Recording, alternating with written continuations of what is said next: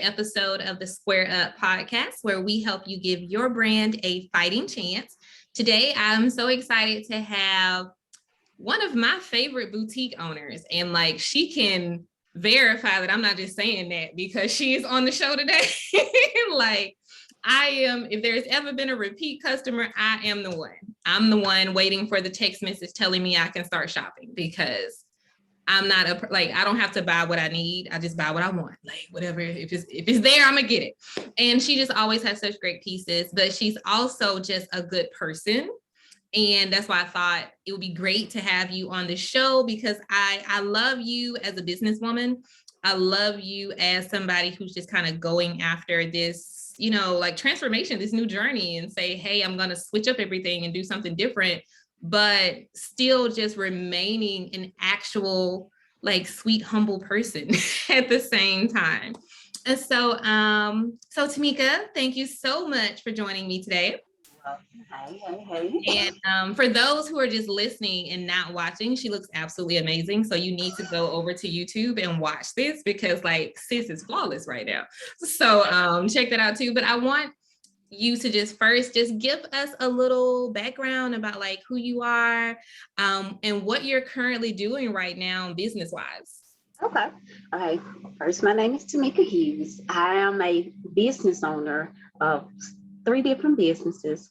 I'm a wife, a mother, and a fitness enthusiast.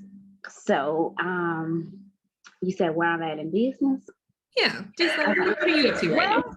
This is my the boutique that we're discussing. This is my 3rd business. I also own a hair business, and we also own real estate. And we're going to discuss it all. We're going to talk about all of it. So I managed what I started with. I was doing boutique as a part-time online boutique. Mm-hmm. I didn't expect it to take off like it did, but it did, and it's still my part-time, but it's like a 3rd full-time job. Yeah. But I'm actually loving the journey, because I really love to dress up, and I love clothes. I love purchasing clothes. So this was really like a hobby that turned into a business. Yeah. That was funded by my other 2 businesses. So right now, I actually have 3 successful businesses that's pulling me 3 different ways at the same time. So wait. Let's rewind. I want you to say that with your chest. You got what right now? I have 3 successful businesses that all thrived during the pandemic. That is currently still successful, that pull me in 3 different ways every day. Yes, I still work, but this is my year. My goal for business wise was retire at 35 was my goal. Mm-hmm. I'm on track to do that, but it's so hard to let it go. Yeah, that's the problem. I just turned 35 in July, which was about a week ago. Happy birthday! So, thank you. I'm ready to retire. When I say retire, it's not like retire and sit down, but retire from doing all the day-to-day things and doing most of the things. Yeah. Putting people in place. But it's so hard to let it go. And that's what I'm working on with myself, being able to let things go and let other people help me so I can do other things. I can technically retire. Yeah. But just also grow the businesses, because I'm not in the day-to-day operations. I'm more managing. So yeah, that's where I'm at now, moving to using 2022 to move to more managing instead of operating. Okay. So, and I think that's where a lot of people are with their businesses. I jokingly tell people that I want to be on social media so much to the point to get my business to the point that I can get off social media. That's the goal. We all trying to just let it run by itself eventually, so that somebody else can handle this, and we can just disappear into a little island somewhere. Yes, that's exactly. I hate social media. I love the purpose of it, but I actually hate social media due to what's on it. And that's the thing. And I think it's definitely beneficial in so many ways, but there's the darker side. But I think your presence on social media is one of those lighter sides that you are giving on in all the different ways. So like inspiring people through fitness and inspiring people in clothes that they just feel comfortable and confident in, and inspiring people just in, you know, in just having something pretty. I always say, I like to fill my feed with the pretty things. Yes. If it's clothes, if it's flowers, if it's food, whatever, like the pretty things. Yes. That don't stress you out. And you are definitely a space in social media that that provides that. So I do want to ask a question though, real quick, when it comes to your business. Like you said, it started out as your boutique in itself started out as something just small on the side. And as we're talking about social media, that's kind of what kicked it into overdrive. So what was that? What was that like? Like, how did that happen? I saw it happen. Well, it was, you know, I guess it took people time to become familiar with the Stylish Diva Boutique. But the goal for Stylish Diva Boutique, which is one of the main reasons I started, was I'm on social media all the time and I see different boutiques. But when you look at boutiques, you see the models, they're not realistic to the everyday woman. Now, granted, I do have a nice shape, as so to say, for most people will say, oh, you look nice, but my body is natural. I still have a pudge. It's a realistic body. So that was my goal. Like every time you see a model, you see the BBL or the big butts, the super flat stomachs, the big boobs, you know, stuff that is not realistic for 90 to 95% of the people everyday, 90 to 95% of the everyday woman. So I was like, okay, well, maybe if I go and find items, let me go back. Not only that realistic body, but the clothing, covered clothing was another inspiration for me. Having nice clothes that you look cute in, but you're still covered, you're still classy, cute, comfortable. That was the two purposes of me starting that side up. But people start resonating with that same, I guess, idea that I had. They start saying, oh, I love how your body is natural. You show the real life. You, even though, like I said, I do have hips and butt, but I still show that my stomach stick out. My breasts are not perky. So I don't wear clothes or sell clothes that I can't wear a bra with. So women started resonating with that, and they were inboxing and saying, I love how you show that that we don't all have to have the perfect body to wear nice clothes and be cute. And well, my body is like yours, and this, or I consider the mom vibe. I've seen that in the comments before. So many women and it's crazy because a lot of people don't realize that you're the owner. And they don't. And they'll leave comments and say, I don't know where she got this model from, but I love her because she just has, her body's just natural. And it's like, it's me. And I tell them, or that inbox, and I'm like, well, I'm the person. And every now and then I go and try to put my face and explain that I am the model, the owner, and stuff like that. I haven't done it in a while, but I said I was going to do it again. But it just gives people a visual saying, okay, the alternative where I don't have to have the perfect body and still look cute, still look good. And it's encouragement to be yourself, be your true self, and you can still look cute, comfortable, and classy. And it's boutiques out there that sell clothes for that purpose. So. And I love, like you're saying, like not having the perfect body. I actually feel like your presence and image through your boutique is redefining what that means anyway. That everybody and I'm like, you guys, if you're listening, seriously, I have so much of her stuff in my closet. Because at one point it was like a sad addiction. I'm like, it was, and it's because it's all so comfortable. And she already knows just about everything I own is neutral colored. Everything is black, white, cream, gray. Like I don't break out of that really for the most part. But even I got a formal gown. And it was comfortable. And I'm just like, this is just I've gotten two now from you. And I'm like, these are so comfortable. And even in the opposite of, because you have like amazing curves in your body. I lost a whole bunch of weight about a year ago. And now it's almost, I felt self-conscious about my body because I had like no curves. I was like, I lost all this weight and I'm like, I am straight now. Like, what happened?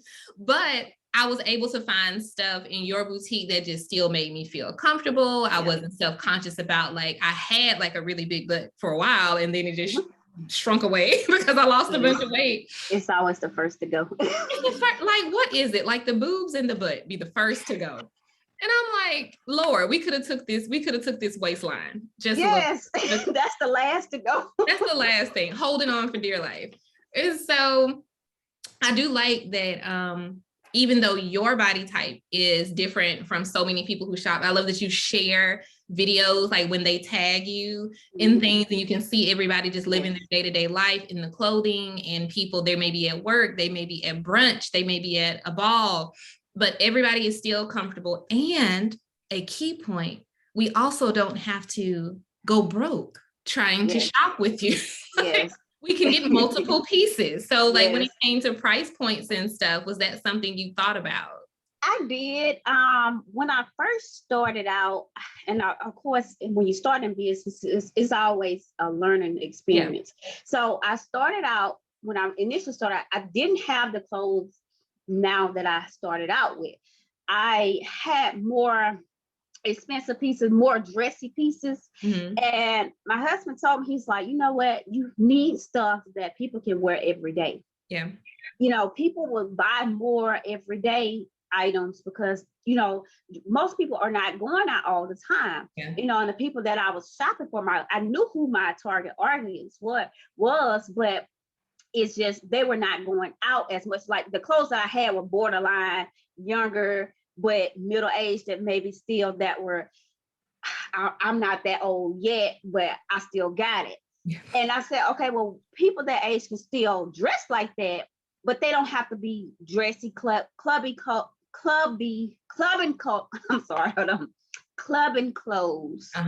or, you know, just too much. So I had to reevaluate and say, okay, so what would you wear? And the clothes that I actually sell now are clothes that I would personally wear every piece. Yeah. Because like I said, my goal is to be cute and covered, sexy, classy, you know, comfortable, all that in one or in multiple pieces. And now I do have some pieces that do step outside the box a little bit. It's not a lot, because I do have customers. Okay, sometimes if it's your birthday, you want to go a little bit more fancy. You want to go, but that's not the majority. Majority is everyday wear for business women, working moms, you know, just comfortable, cute, classy. And so that was what made me start picking the clothes and the price point.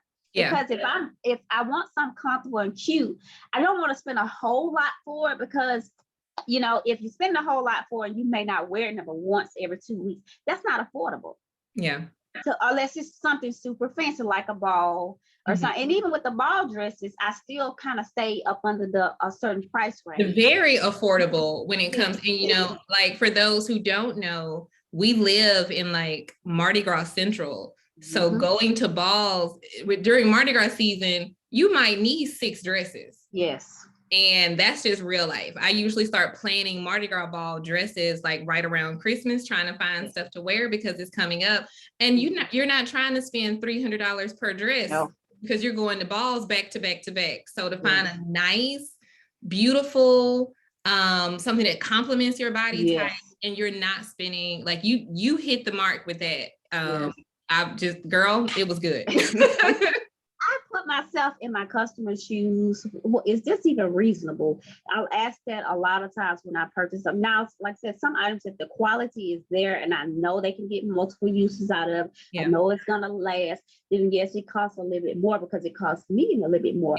But a lot of times I try to stay within a price range. And then, like I said, as being in business, going on 3 years, I know what sells the most, what price point actually will, you know, just fly out the door when I put it on at a certain price. So what $30 to $50 is, you know, most people, if you're spending $50 for pants, you want them to look like they were $50, and you want to be able to wear them without people saying, oh, those are the same pants she had on a month ago. Like, and that's insane that we even live in that mindset that like that's a lot. But when I say, like I'm telling y'all, I have her boutique is where I get my everyday clothes, like my everyday wear clothes. And then I have another boutique from a friend of mine. Those are my statement piece clothing, like her stuff I might wear, but even her things, she knows I'm going to buy the things from her that I can wear over and over and over again. Because that's just how I am. I'm wearing something once a month. I'm going to wear this particular thing probably 3 or 4 times this month. And if it's some nice leggings or nice jeans, I might wear these things 3 or 4 times this week. Yes. And I mean, that's the purpose. Yeah. That's the purpose. You want to get your money worth. I'm sorry. Go ahead. No, you're good. You're good. So, okay. So the boutique kind of, I noticed when it happened, like, you were posting consistently, you were sharing, you were getting customers. I remember when you first started getting customers, like in other states, like that was the first, like, oh, this is a big deal. Then Reels started doing what they were doing. Yes. And you're like, hey, let me make some reels. These reels started running numbers. Yes. That's what made Stylish Diva take off. Yeah. As far as followers, also as far as January. It was January 2022. Okay. It was TikTok first. I posted an 8-second video on TikTok. It took off. It was basically just me just showing different colors of the same vest, which is one of my favorite vests, and it's a customer favorite, but all I did was just show. It literally took off, had 500,000 views. I was shocked. But at the same time, when it took off, the vest, they sold out in like 3 days. So that expanded the brand as well. But then I moved to Instagram and started doing the reels. But because I posted the same video on Instagram, it didn't go as viral as the one on TikTok. But I posted another one for Valentine's Day when I dropped my Valentine's Day collection. It took off. That was the start of the incline of Stylish Diva, and I was like, oh my goodness.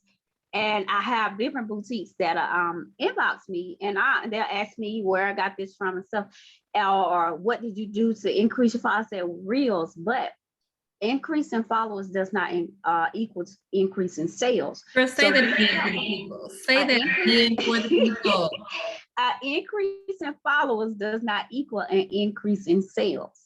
Because while my sales were taking off, they were not at the same rate as my followers. But what I did notice was I had a lot of followers who were asking questions, just trying to find out.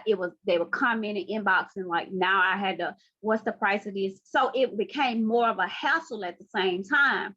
Then the sales, they weren't adding up. So I found myself answering more questions on social media than actually, filling orders. Taking orders, because I'm trying not to ignore anyone. But I said at one point I had to make a decision. Okay, I put all the questions. I have all the answers to most questions or the frequently asked questions on my website. I would refer them to the website. They still would not. I feel like a stalker because I remember all of this happening. I remember when you posted like, okay, y'all asking all these questions. Like, I promise it's on the website. And then like, so y'all still not reading the website. Okay. They were, and still to this day, I had to set up blocks on Instagram of certain words because they would literally ask for the price. How do I order? What's the website? All that stuff. So I set up frequently asked questions on Instagram, and I set up blocks where Instagram would automatically hide or either reply based on the words, because literally when I tell you my regular customers who were asking questions, or people that may have issues that were trying to find their tracking numbers, I couldn't get their information because you're talking about me going from having maybe 10 DMs a day to 100. Yeah. And I literally, if I would go on, show you my DM, I literally have probably 2,000 unread messages in my yeah, you literally you went from like 3,000 followers to like 20,000 in like a month, and it was like I gained 30,000 followers from February to March. It was 30,000 followers, and then it went up from being 30,000 it was shocking. I'm like, oh my goodness. But at the same time, with 30,000 new followers came probably 3,000 new inboxes.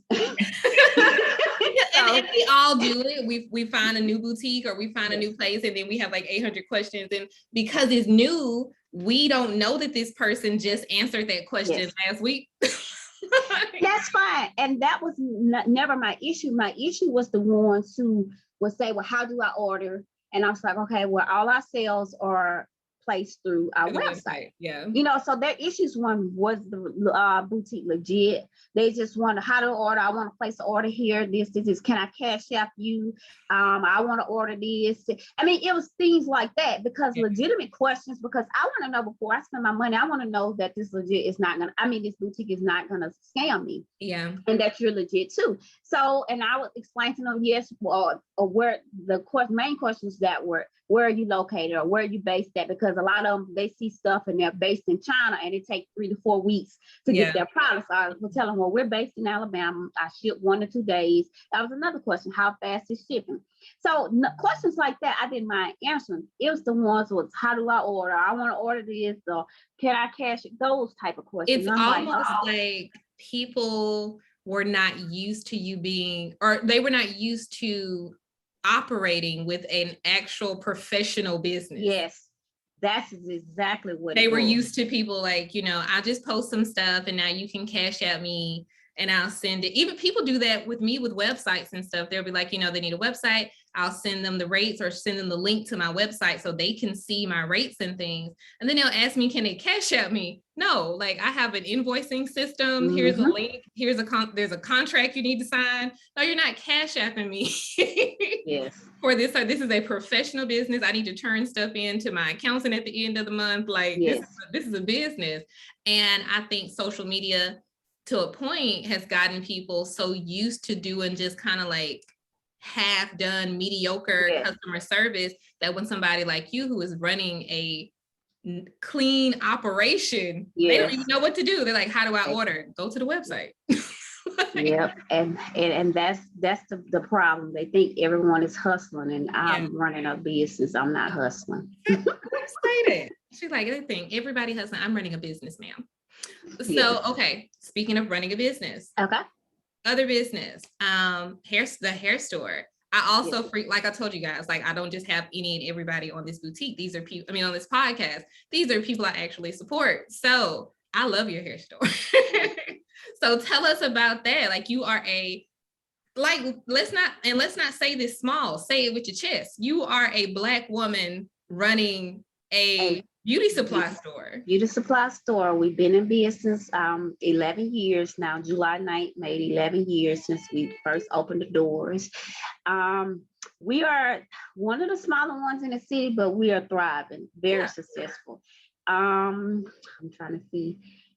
When we first opened, we had several people come in, and seeing Black faces, seeing that we were Black owned, they said all type of negative stuff, assumed that we were higher than our counterparts. Just some of them told us, y'all will be closed in 2 months. It was a lot of things. People said this to y'all? Yes, that's the biggest challenge that Black owned businesses face, is our own people. We have issues with other races, that will create issues for us, but our biggest issue is with our own people. They are the worst ones when it comes to, especially if you're starting small. They say, y'all didn't have anything in it. And looking back, we really did, but it was all our savings. It was everything we had, but our goal was to grow as we go. And that's what we did. We actually, as we made money, we invested right back into the store. We didn't take any money from it for the first 3 years. Every dime went back into that store, and it profited on its own. And whatever profit it was, it went back into investment, and we grew at the store that way. It took a lot of discipline. It took a lot of sacrifice and hard work, because I worked every day, 12 hours. Monday through Saturday, because at that time we was from 8 to 8. Yeah. My husband worked his job, and that's what provided for our household. So we had a plan. Yeah. And that plan, we had discipline enough to stick to that plan. And that's what made it get to the point, because after 4 years of being in business, my husband was able to retire from his job. Mhm. And neither him nor I has worked for anyone. I think it's been 7 years for him, but 11 for me. Yeah. So I love it the came, partnership. I love it. yes. It was a lot of sacrifice. Now with having kids, that was our biggest sacrifice, because they were younger. They didn't understand why sometimes we had to miss their games, or we had to have, because now they played all their sports and did all the extracurricular activities, but we had to have grandparents to help, step in with us, and take them some days. But we made most, but we did miss some. And now they understand, but it was for, they had to eat. Yeah. They had to eat, and they needed a roof over their head, and they were in private school and everything. So we had outside motivation. Our kids were our motivation at the same time, although they didn't understand sometimes when we couldn't go to a party with them. We had to send them with their grandparents or something, or their uncle, I'm sorry. But it was, like I say, it took sacrifice, and that business in itself was our baby. Yeah. It grew, or sprouted, or birthed the other two businesses. Yeah. Shout So out to the village yes, for thank you for the village, because had it not been for my parents and my husband's parents, we would have been in trouble, because I don't trust anyone with my kids like that. So we needed them. They watched. We also had daycare. Our church daycare was the daycare that we trusted until they was able to go to school. And it was nobody but God. I promise you, God had everything lined up for us. Even when we didn't even know what we was going to do, sometimes it worked out for us. And I just thank God for the favor, for keeping us and just guiding us. So I love it.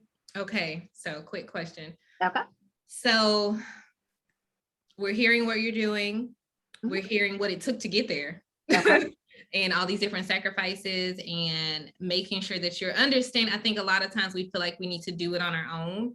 And I think that's why a lot of people are failing at reaching their goals, because they're trying to do it all by themselves. I am also blessed to have a family that, like, oh my goodness, my sisters and my grandmother, I could not do what I do without them. There are times where I have to leave the country, forget leaving just the state to go do something for a client. Like, all of a sudden I'm in the group chat with my sisters and my grandma. I'm like, so I gotta go to Jamaica.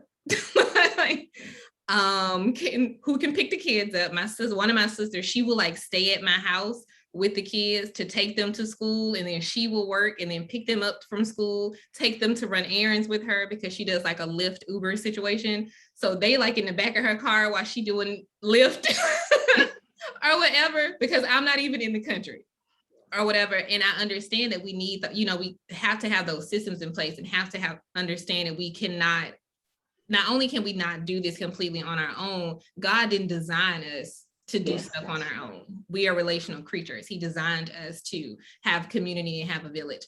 But all of this success that you guys are currently having, I know there has been those times where it's like, you know what, I quit. We ain't doing this. I can't, it's too much. We're not doing this. And what I want to ask you is, when you hit those moments of like, all right, I give up. What is it, or what was it like in that situation, if you can think of just one or those situations? Because I know people, they're like, you know what, I want to quit this business every month. So it's like, what is it like when you want to give up, but instead you decide, you know what, I'm gonna square up, I'm gonna fight, we're gonna keep going? Okay, well, me being the strong-headed, hard-headed woman that I am, I don't have the mindset to give up. But I always say rest. Even when it comes to fitness, even when it comes to my marriage, the business, even with the kids, I've been to the point of where it's like, okay, this is too much. Or where when we started the business, the hair store, or beauty supply store, it didn't take off as we expected the first year. So yes, I was we were literally like, okay, we're doing everything we're supposed to do, and it's just not doing what we want to do. Okay, let's go back to the drawing board. Giving up was never an option at all for me. And it was just because at the same time when it was to start the store, I had been working at, let me give you a background right quick, reason why I say that. I was working as a payroll manager, human resource manager. That's my background. Okay. It's business administration with accounting and HR. So I had been working at this business for 5 years, one of the oldest employees there, dedicated, got comfortable, was at my max where I should have left after 2-3 years, but I didn't. And I had my second child in 2010. When I came back from maternity leave, they fired me a month afterwards. After being, because when they replaced me for maternity, they replaced me with someone who was paying me who they was paying less. So they really didn't need me because she did my job the whole time, but they had to allow me to come back because of the Family Medical Leave Act, so I was required to come back. But they fired me, and I was hurt, distraught. I was down. And I was like, okay, now all this time and effort I put into this business and y'all just fire me like that. And my husband, he said, well, we have a savings. We have to do something. We have to invest in something, because if we don't, our savings will be depleted, which you're not working. Thank God for having a savings, because we've always been financially disciplined, whether we was working for ourselves. Everybody take note with that. Sis said, thank God for the savings. She said we're financially disciplined. I'm still learning. My financial discipline is a little but you're inspiring me to keep it together. It takes two, because if it wasn't for my husband, I wouldn't have it. I like to shop, but at the same time, is when he see me getting a little bit too like, okay, you're doing a lot. But you're doing too much. You're doing too much. So, like I said, I was down, and I just thought it was the end of the world and everything. And I was like, okay, we have to do something. So we started the business. Like I said, it didn't take off. But I tell people now, like I said, we kept going, we kept sacrificing, we kept, just putting our all into this business, because we needed that business to succeed as if we needed to breathe. That was our livelihood. We had put all our savings into that business. So we were going down swinging, no matter whatever it took, we were going to do it. So giving up was never an option, because like I said, it was our life savings in it. 2015 is when it, like I said, it took off. And I tell people all the time, what we think that is for the bad doesn't always work out for the bad. We have to just trust God and trust the process, and just keep giving our all, giving our best, and keep showing up. And that's what we did every day. We were there whether a customer came through the door or not. So, but to fast forward to the boutique, it was the same situation. It started off slow. We started in November 2019. By December, I was fed up. I was like, this is just not working for me. I'm like, okay, so I need to see what else I need to do, because like I said, giving up was not an option. Anytime I put my mind to something, I'm not giving up. I'm going down fighting. I'm giving my best. It's just going to be whatever. If it fail, it's not gonna fail because I didn't do what I was supposed to do. Right. So I started looking at ways. I was like, I wasn't advertising. I started looking at ways to try to advertise, other things, changing the inventory, just different things, but it still just wasn't doing what I wanted to do. So what I did was I took a break.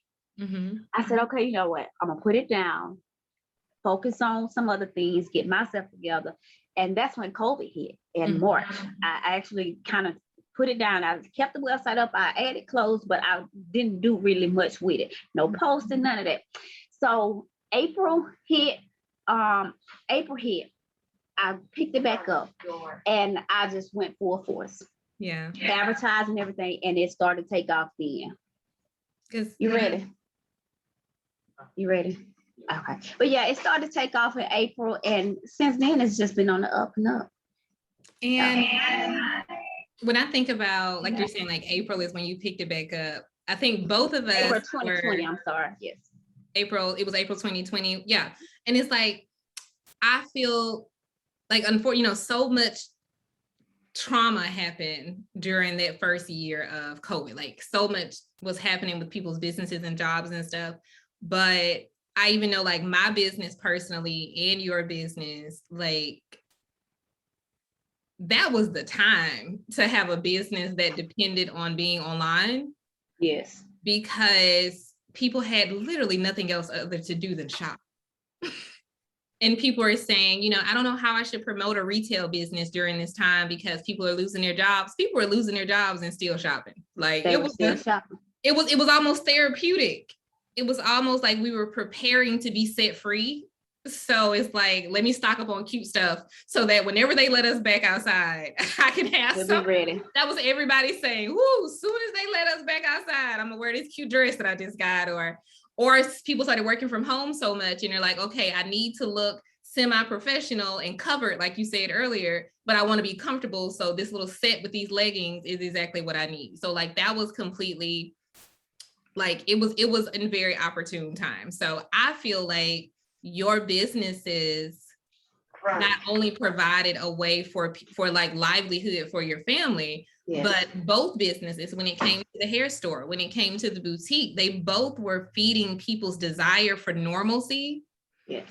It's like, I just want to feel normal. It's like, okay, oh my goodness, I haven't done my hair in 4 months. I just want something. Can I just go in here and get a nice shampoo or something? Or yes, I'm just, when I came in there and got some like edge drops, I'm like, you know what? The pandemic then did something to my edges. Can I just get some drops?